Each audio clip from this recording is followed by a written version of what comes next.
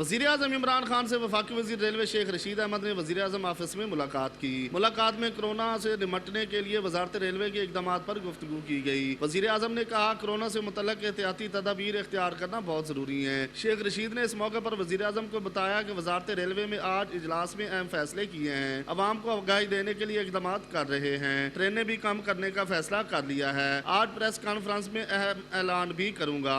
दूसरी जानिब वज़ीर रेलवे शेख रशीद ने न्यूज़ कॉन्फ्रेंस की और कहा तमाम रेलवे स्टेशन पर सफाई के इंतजामात बेहतर किए गए हैं। 25 मार्च को दोबारा मीटिंग होगी। मजीद 20 ट्रेनें बंद कर सकते हैं। 22 मार्च से 12 ट्रेनें बंद की जा रही हैं। वज़ीर-ए-आज़म को तमाम सूरत हाल से आगाह भी किया है। रेलवे मुसाफिरों की स्क्रीनिंग की जा रही है। हर पाकिस्तानी को कोरोना वायरस को संजीदगी से लेना चाहिए। सिंध हुकूमत की सोच थी कि ट्रेनों को बंद करें। हुकूमती सतह पर कोरोना वायरस से एहतियात का सिलसिला जारी है।